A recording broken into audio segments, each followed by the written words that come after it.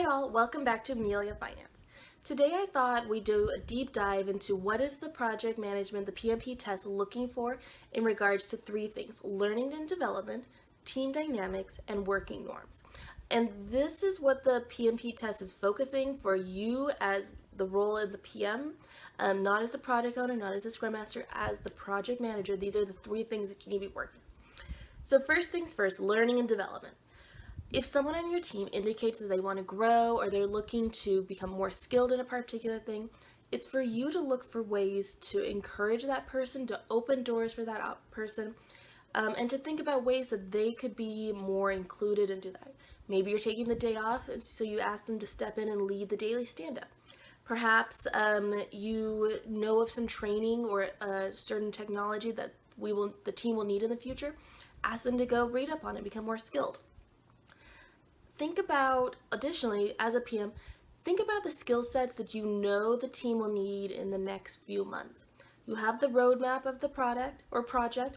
You know what, you usually have a good idea of what the team knows already. And so think about where can the team grow, and ask your team, do you know or have experience using this technology or using this application? 9 times out of 10, you're actually going to find people on your team know it and would love to train, right? Like, people want to be able to learn and share and develop, and this is an easy way to go about that. Additionally, ask your team what they're learning about outside of work. Maybe what they're learning outside of work is actually applicable for their in work, or maybe understanding what different learning styles. How do some people like to learn? Is it through videos? Is it through reading? Is it through actually doing the work? So that's also a nice way to really quickly understand how your team enjoys to learn. Number 2 is team dynamics. First and foremost, listen to your team. If they're concerned about something that's outside of their control, like an upcoming bad weather situation, ask your team what they want to do about it.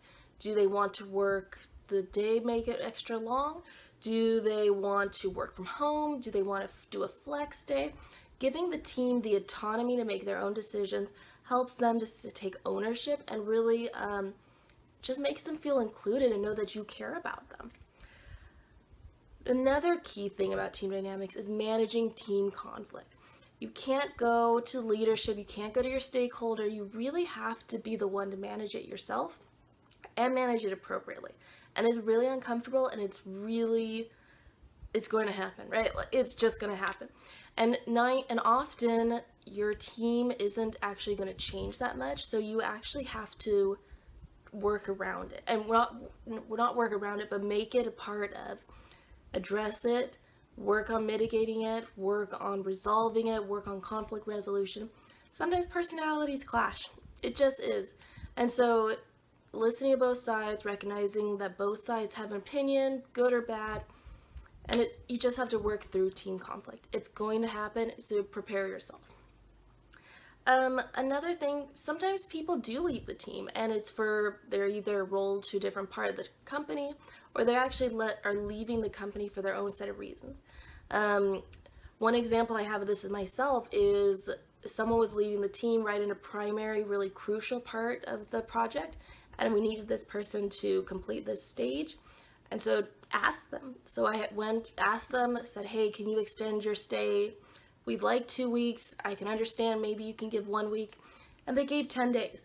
So finding flexibility, asking nicely, maintaining good communication styles, and just be flexible, right? Like, your team actually wants to do good work, and if you ask, they likely will every time. Thirdly, and finally, working norms. Ask the team what they could do to improve. This is huge. This is something that you should be doing on your regular retrospectives every 2 weeks or so. Maybe you only do a retrospective once a month, but you should be asking your team what they can do to improve and let them be able to provide that feedback. Sometimes you'll need to ask real-time live feedback, like, hey, this is escalating. What can we do to resolve it now? It's good to document those things and then review them in your retrospective. And also, sometimes you might interpret the sprint as having gone really well. A+ in your book, everything was a win, and then you ask the team, and they turn around and say, oh, it was challenging, and they'll give reasons why. And it's about letting the team build trust, build accountability, build understanding. And so by asking that question, you're building and not getting upset, but like listening to them, documenting it, and then finding resolutions. That way, every time you go through a sprint cycle, things should improve incrementally, if not more than incrementally. Another thing, let the team decide if they want a meeting free day or you want to dedicate a certain time every day to no meetings. That's really helpful.